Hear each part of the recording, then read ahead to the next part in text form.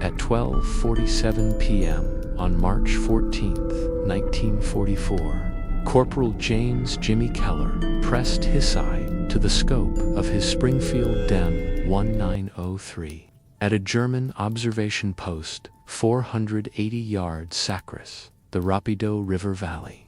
The target stood in what should have been perfect cover, a reinforced concrete bunker with firing slits offset from any direct line of sight.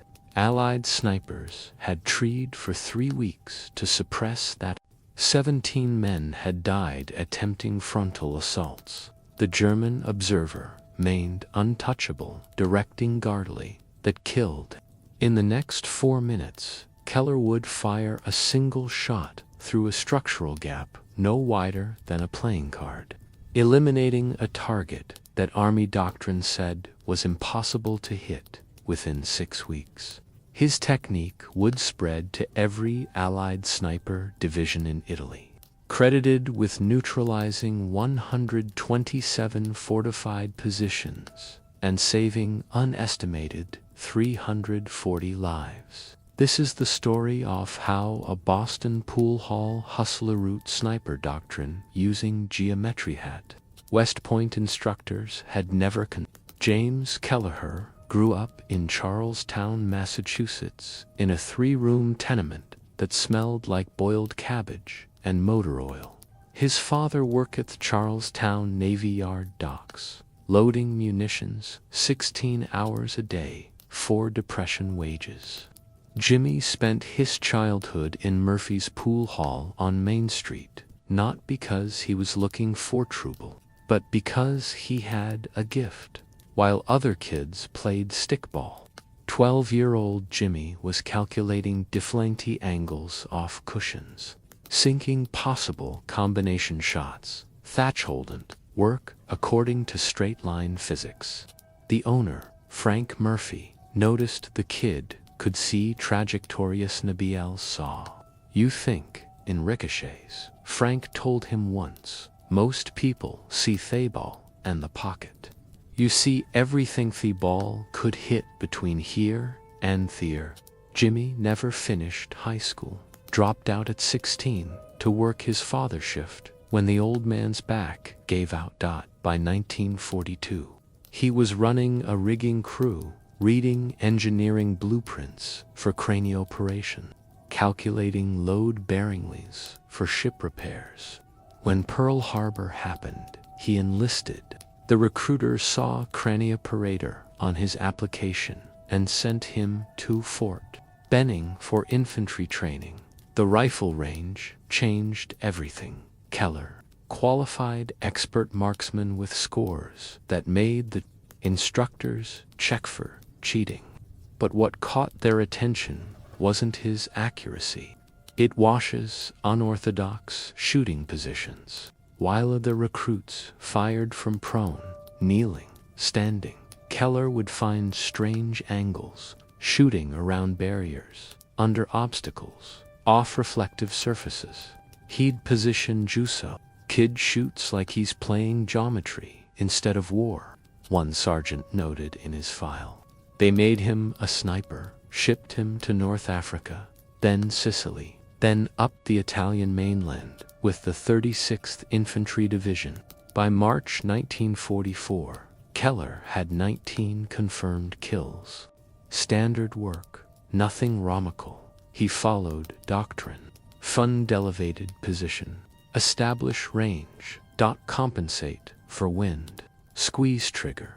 The Germans died. The war continued. Then came the Rapido River Valley. The Gustav Line fortifications represented 18 months of German engineering genius. Every bunker, every pillar, every observation post had been designed by beemen who understood that concrete and positioning beat firepower. The Allies threw artillery at these positions for weeks. High explosive rounds create impressive craters. The Germans stayed underground, emerged after bombardments and resumed killing. Monte Cassino dominated the valley. German observers watched every American movement. Keller artillery with surgical precision. One particular observation, posted strong 7 in intelligence reports, sat in a concrete bunker built into the mountainside 480 yards from the German spotter inside had a direct view of the valley floor. Whenever Allied forces attempted towed vents, artillery shells arrived within 90 seconds. Standard sniper doctrine said, suppress the observer. But Strongpoint 7 had been designed by Simoni, who understood ballistics. Firing, slit-faced, perpendicular, toll-likely sniper positions. The walls were reinforced concrete, 3 feet thick. Even Ifu had a perfect angle. The slit, wasnly 18 in wide and 8 in tall.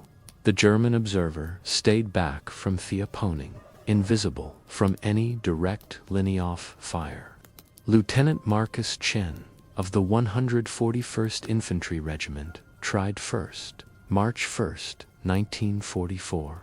6:15 a.m. Chen positioned himself 520 yards northeast, calculated a shot through the firing slit during the 30-second window when morning light might silhouette the German Hefedard. The round sparked off concrete 6 inches left of the opening. Return fire came 8 seconds later. German snipers had been watching for muzzle flash. Chen died with a bullet through his throat.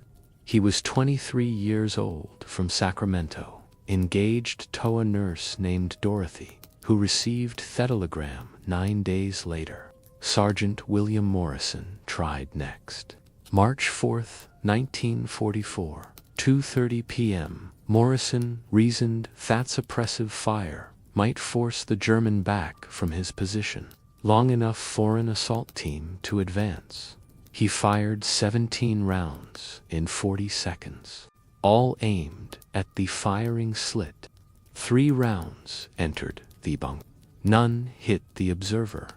The German called down a mortar barrage. Morrison and 2 men from his squad died in the first salvo.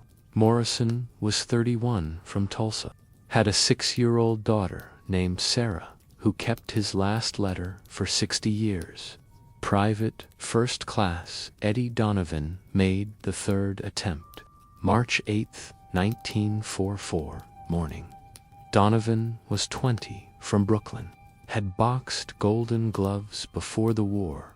He didn't try to shoot through the slit. He tried to advance under smoke, cover to within grenade range. German machine gun fire cut through the smoke at knee. Donovan bled out in a crater 15 yards from the bunker. His body wasn't restored for 4 days. Keller watched Morrison die. They'd shared a foxhole night before, trading stories about them. Morrison had shown him photographs, his daughter on a tire swing, his wife in a Sunday dress. After this, Morrison had said, I'm teaching Sarah to fish, taking her to Lake spending a whole summer doing a thing. The next morning, Morrison was buried in a mass grave with 17 other men, 3 snipers dead, 14 infantry killed in assault attempts. The German observer remained operational. Every briefing included the same assessment. Strong 7 continues fire direction capability. No solution identified. Keller studied the bunker for 6 days. He sketched diagrams on cigarette packages, calculated angles with a carpenter's protractor he'd borrowed from an engineer unit. The problem wasn't the bunker's strength. The problem was Severian was thinking in straight lines. Direct fire, direct assault. The German engineers had designed for direct threats. But Keller had grown up in a pool hall. On March 12th, he approached Captain Raymond Hayes during morning briefing. Sir, in need permission to attempt Strong 7. Hayes looked up from his coffee. Keller, 3 snipers have tried. All dead. They trade direct fire, sir. I'm proposing indirect fire is artillery's job, not indirect artillery, sir. Indirect rifle fire through Thabeam Gap. Hayes stared. The what? Keller pulled out his sketches. The bunker has a concrete roof supported by I-beams. German engineers offset the firing slit from any direct angle. But they had to leave structural gaps where the beams meet the walls. There's a 3-in gap, 18 in above the firing slit. If I position at bearing 247, elevation advantage of 32 feet, I can fire through that gap. The round deflects off the I-beams, inner angle, redirects downward through the firing slit, 8 approximately 40. Hayes studied theory. You want to bank a rifle round off a steel beam like a pool shot. Yes, sir. That's insane. It's geometry, sir. It's court-martial territory. If Yaoisti ammunition on trick shots while men are dying, Keller met his eyes. Minari dying because we keep trying Thesum straight-line doctrine. Mora sonded because we don't think in angles. Chen died because we're predictable. Donovan died because we're out of ideas. Hayes was quiet for 30 seconds. Finally, you get one shot. Corporal 1. If you miss, you're back on standard patrol. If you hit, we'll talk. If you get kilotreeing, I'll write your mother a letter explaining you died. Understood, Sir. Hayes turned back to his maps. Dismissed. Keller spent that night. The beam gap was 3 in wide at 480 YD. That was a target window smaller than a quarter. The deflection angle off the I-beam's inner surface walled redirect the round. APPROXIMATELY 43 downward if he hit the precise point where beam met wall. The German observer will be standing roughly 6 feet back from the firing slit. Standard doctrine for protected observation. A round ringgit 43 downward would strike him center mass if everything worked perfectly.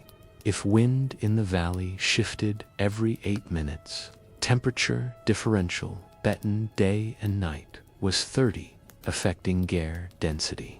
The M1893 Springfield was accurate to 800 yards under ideal conditions, but this wasn't ideal. This was attempting to thread a needle from 5 football fields away, then bank that needle off steel at precisely the right angle to kill a man he couldn't see.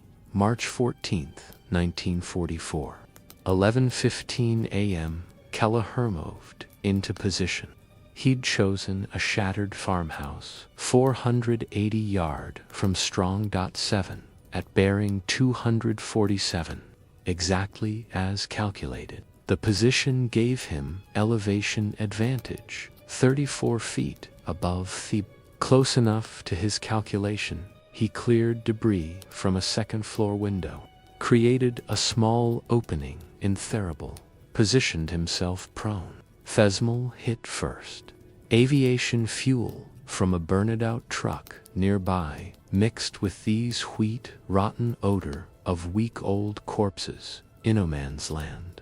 The stone floor was cold against his chest, despite the His hands smelled like gun oil and the eggs he'd eaten for breakfast.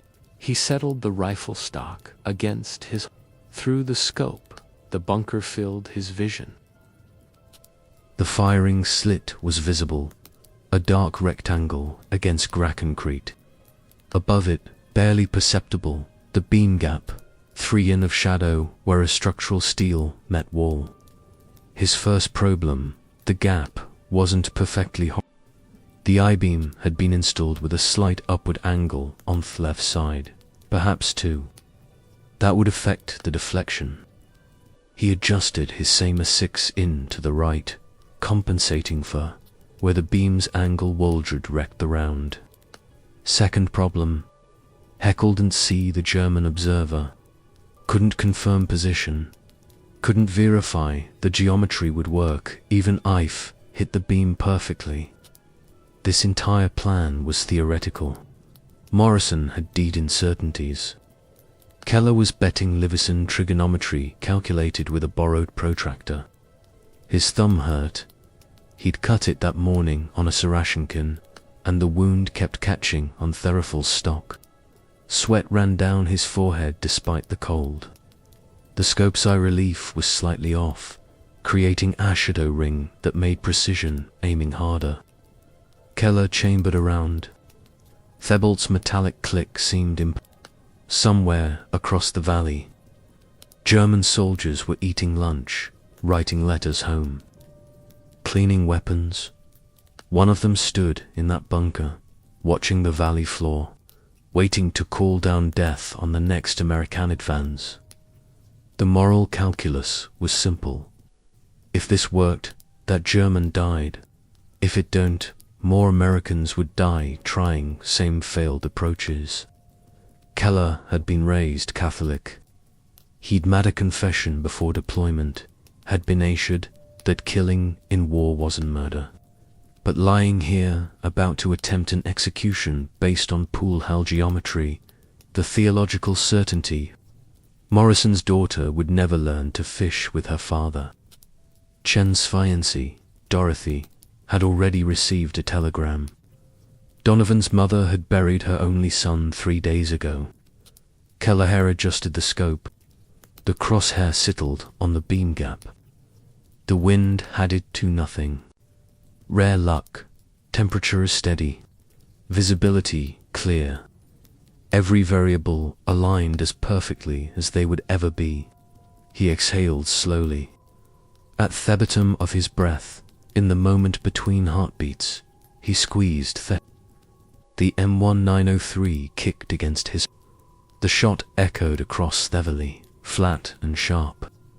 Through thescopy, Keller watched the round's vapor trail for a split second before it disappeared into the beam gap. Anything, no secondary sound, no way to confirm whether Therund had deflected as calculated or simply buried itself in concrete. The banker sat silent across the valley. The firing slit remained dark. Strong.7 looked exactly as it had 30 seconds ago. Keller didn't move. Standards after firing remained still for 60 seconds. Movement attracted return fire. Even if you missed, you stayed frozen, evaluated, planned your next action. He kept his eye to thescopy, watching for any change. 20 seconds, nothing. 30 seconds. The wind picked up, rustling through dead grass below his position. 40 seconds. A bird landed on the bunker's roof, pecked at something, flew away. Then at 47 seconds, the bunker's rear door opened. A German soldier emerged, walking quickly, but not running. He moved around to the firing slit's exterior, disappeared from Keller's view as he entered through the front access. 10 seconds later, he reappeared, backing out of the bunker, waving frantically toward the rear position. 3 more Germans emerged, running now. One had disappeared inside. The others began. Keller couldn't hear Thewards, but he could read the body language. Panic, confusion, the universal choreography of soldiers discovering their observer was dead. Third round had worked. Keller remained in position for another 8 minutes, watching German activity around the bunker. They evacuated the position completely. No placement observer entered. By 1:15 p.m., Strongpoint 7 sat abandoned. First time in 3 weeks, the valley floor was free from directed artillery. Captain Hayes found Keller 20 minutes later. Did you take that? Yes, sir. The Germans abandoned Strong 7. Infantry patrol is moving up now to verify. Yes, sir. Hayes studied him. How sure are you that you hit 90%, sir? Maybe 95. Jesus. Hayes pulled out a cigarette, lit it with shaking hands. You understand what you just did violates every sniper doctrine we teach. Yes, sir. You fired at a target you couldn't see using a differentiating technique that's not in any manual based in geometry that most soldiers couldn't calculate with a protractor in 3 hours. Yes, sir. Hayes took a long drag. Patch through confirmed it. German observer is single gunshot wound, downward trajectory, entry through upper chest, exit through lower abdomen. Exactly like who described. He exhaled smoke. They're calling it impossible. The intelligence officer thinks the Germans accidentally shot their own man. Keller said nothing. But I know better, and you know better. Hayes flicked ash. I'm not writing this up, Corporal. If I document what Ujace did, some general is going to order every sniper in Italy to start attempting trick shots. 99% of them will Good men will die trying to replicate something that shouldn't work. Understood, sir. But Hayes met his eyes. If someone asks you how you did it, you hold them. If another sniper wants Toulon, you teach them quietly off their cord. We need this capability. We just can't make it official. Yes, sir.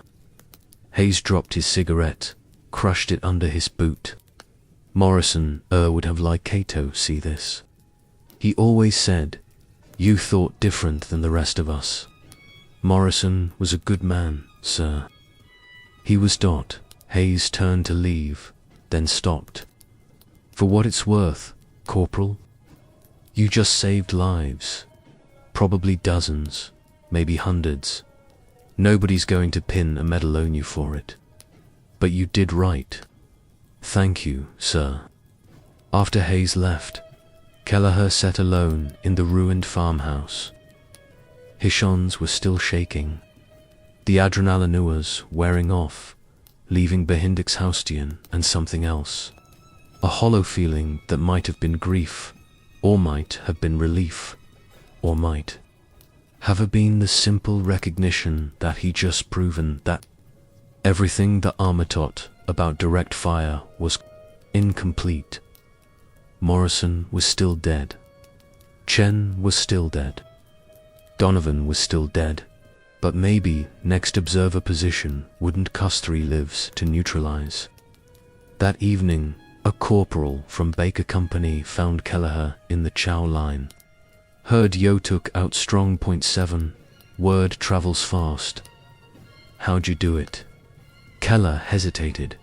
Hayes had said, if someone asks ya, you tell them. You know the bunker's goatee beams supporting the roof. Yeah, there's a gap where the beam meets the wall, 3 in. You hit that gap at the right. Round deflects off the beam's inner surface. Redirects downward into the bunker. The corporal stared. You're telling me you banked a rifle shot off steel? Geometry, same principle as banking a pool shot off the rail. That's insane. That's physics. The corporal was skeet for a moment. Could you teach Samin to do that if they can do math and they understand angles? I can, Demoth. Baker Company's got 3 snipers. We've been trying to crack Strongpoint 12 for a week. Same setup as 7 offset. Firing slit, concrete walls, observer, and deep cover.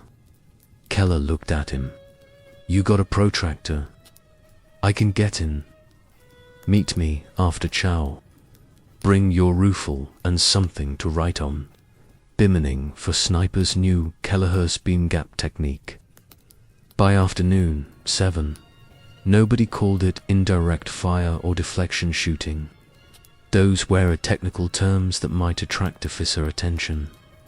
Instead, it spread through the enlisted ranks as the gap shot, or Keller's angle, or simply March 16, 1944, Baker Companion Sergeant Thomas Riley attempted Strongpoint to German observation bunker reinforced, concrete offset firing slit, identical construction to Strong.7. Riley had spent 2 hours with Keller the night before, learning to identify structural gaps, calculate adjust for beam positioning. Riley took his shot at 2:47 p.m. from 510 yards. The round entered the beam gap, deflected off an I-beam, struck the German observer in the head. Strongpoint 12 went silent. Baker Companion advanced 400 yards that afternoon without taking artillery fire. The 8th evening, every sniper in the 36th Infantry Division wanted to know how Riley had done it. The techniques spread without no official reports, no training memoranda, no engineering analysis, just whispered conversations in crude diagrams sketched in dirt. Snipers teaching snipers the geometry their instructors had never considered. By March 20th, 15, snipers were attempting beam gap shots. 8 had succeeded. 7 had missed but learned from their failures, adjusted their calculations, prepared to try again. The German 1st Fallschirmjäger Division noticed first. March 22, 1944, intelligence report recovered after American snipers demonstrate tangenter capability against fortified observation positions. 3 bunkers neutralized in 5 days. Through method, not yet determined. Casualties, 3 observers, 2 forward artillery. Recommend immediate tactical review. German combat engineers inspected abandoned bunkers, found bullet impacts in unexpected locations. They discovered rounds embedded in I-beams, calculated trajectories, realized what the Americans were doing, but understanding the technique didn't make it easier to defend against. The beam gaps were structural necessities.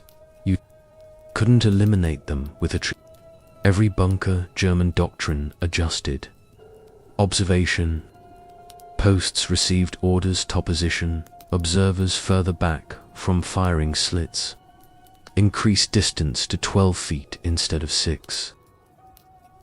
This reduced their visibility of the battlefield, made artillery coordination less precise, slowed response times.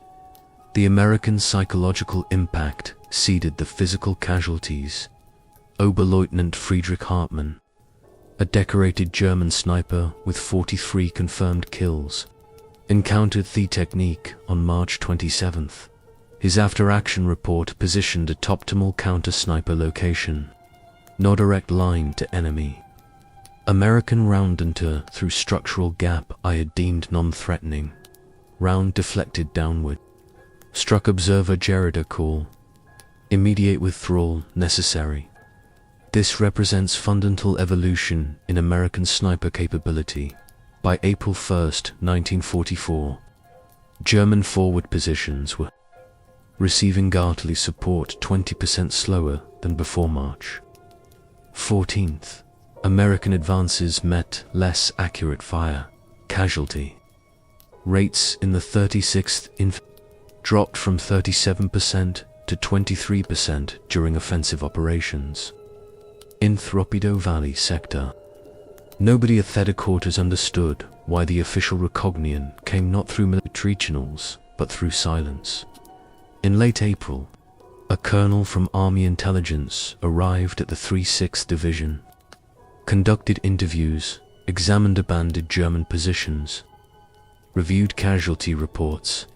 He filed a classified assessment that noted significant improvement in counter-observant capabilities, but attributed this to enhanced sniper training and improved intelligence. Wannabe fortification patterns. Keller's name appeared nowhere in their. By May 1944, the technique had spread to the British 8th Army.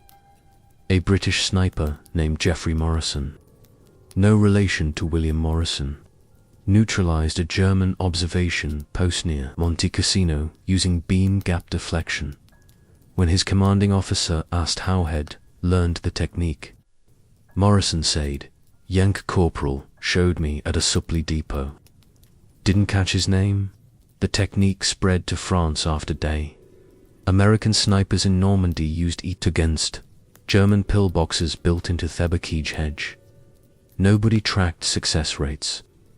No, but by documented methodology, it existed in the gaps between passed from soldier to soldier through demonstration and shared experience. Conservative estimates credit beam gap sniper techniques with neutralizing 127 fortified observation positions between March 1944 and May 1945 each.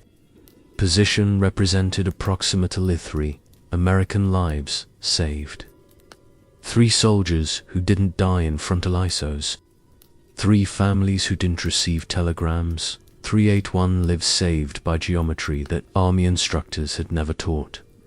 In June 1944, the Army War College received an anonymous technical paper titled Structural Deflection in Countertification, Sniper Operations.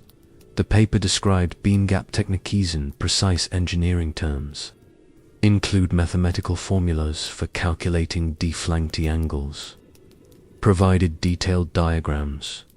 It recommended integration into official sniper doctrine.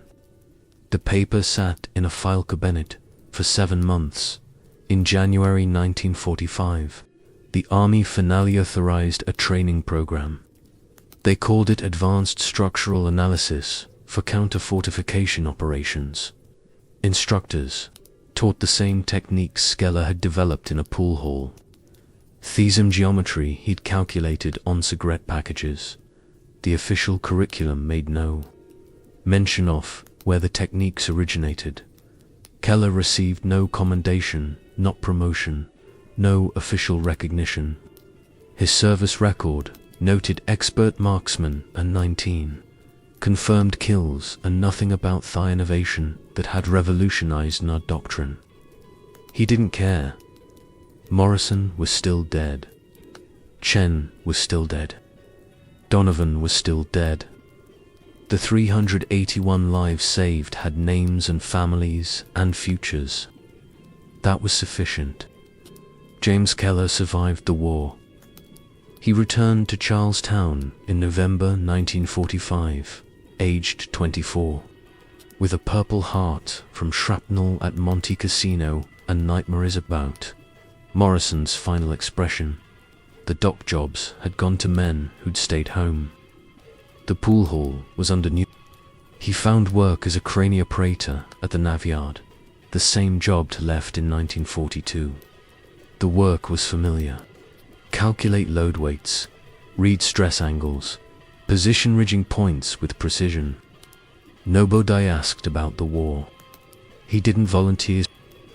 In 1947, he married Catherine O'Brien, a nurse who'd worked at Chelsea Naval Hospital.